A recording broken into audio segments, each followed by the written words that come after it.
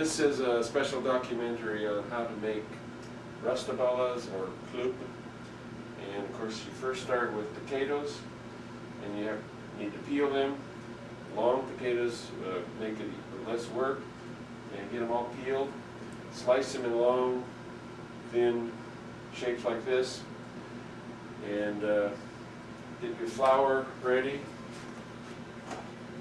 and some salt, the mixing bowl.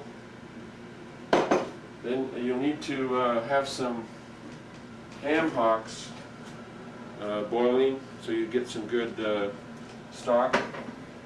You're going to cook your Raspeballen in the ham hock water. You got all your Raspeballen potatoes all peeled, ready to go. And what you're going to want to end up with is something like that. Those are just about done. They've been on the stove for a while. And I'll share with you the steps that need to be followed in creating this culinary masterpiece. I've got the potatoes ready here. I got the grinder. It's an old-fashioned grinder. Just any old grinder won't do.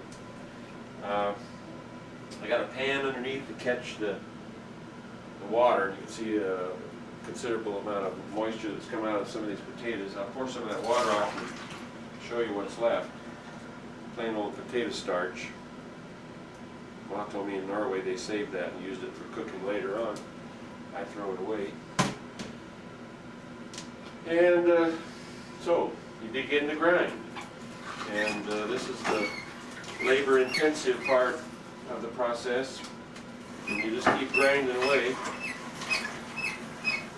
until you've got quite a few potatoes ground up in this container here.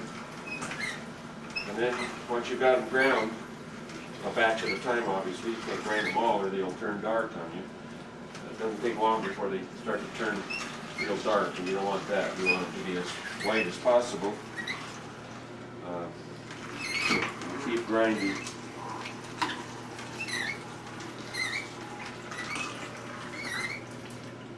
Don't get your finger in there. Of course, when it's hand cranked, you're going to stop cranking if your finger gets in there in a hurry.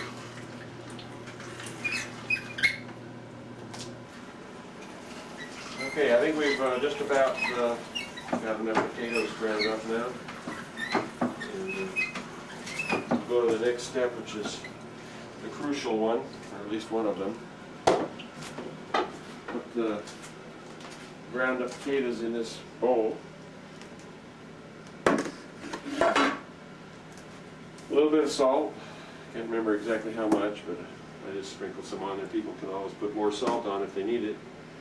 And the amount of flour is anybody's guess. I start out with a bit, get it mixed. I hope this doesn't ruin your appetite. I got some more flour to put in here. If you put too much flour in, they get really too hard. If you don't put enough in, they cook apart and all you've got is a bunch of glue or mush, which is no good. So it's kind of critical.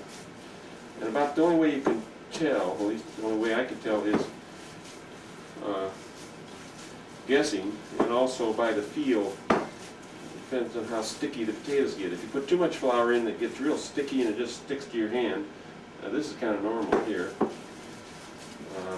But you never really know for sure if you've got enough or too much.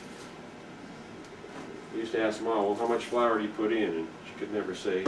It's just what feels right. When we were in Minot this last October at the Norwegian, there was a Lutheran church there selling what they called Kvamme.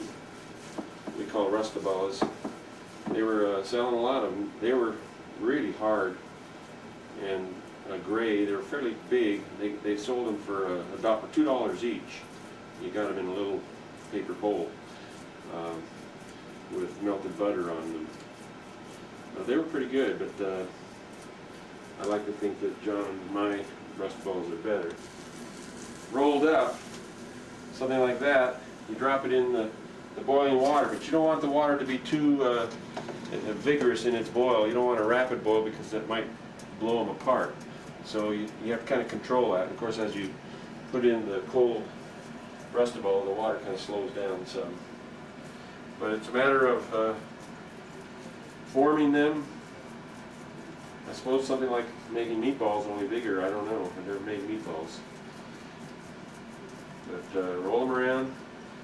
And some people put a hunk of ham in the middle. We don't, because it's just too much bother.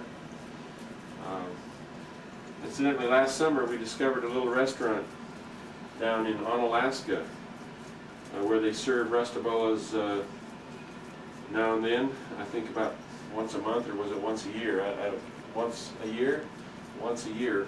Ken and Corley tried it out. Said they weren't too bad.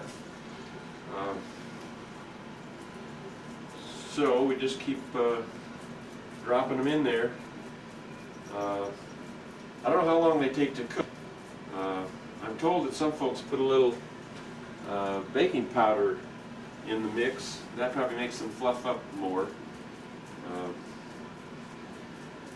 And when they're served, obviously you've got to have a lot of sausage, hot links, Polish sausage, ham, and we include carrots.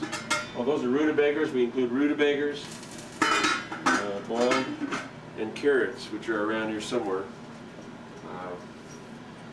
And we got to have a lot of butter because people put butter on the Raspeballen, those who eat them. And a lot of folks like to take some home, and that's one of the reasons we make so many, because they're really better the next day for breakfast fried. Reuben's sister Joanne, she spoons the raw Raspeballen potatoes into the pan. I don't know if that works well or not. I guess it does for her. And a lot of people use syrup on the Raspeballen instead of butter. I don't think anybody in our family does that, but some folks do. And we'll take another look at these Raspeballen that are finished. I got 50 pounds of potatoes here to do, so I got a long ways to go. There's potatoes everywhere here, but we'll see how they turn out. Some will be better than others, I'm sure. And that basically is the mystery of Raspeballen, so anybody can do it. We do use a lot of pans, and so I transfer some of them and hope they don't fall apart in the process into hot crock pots to keep them warm so that they'll be ready at 1 o'clock. Well, some are waiting in line to get these Raspeballen. Don't they look good?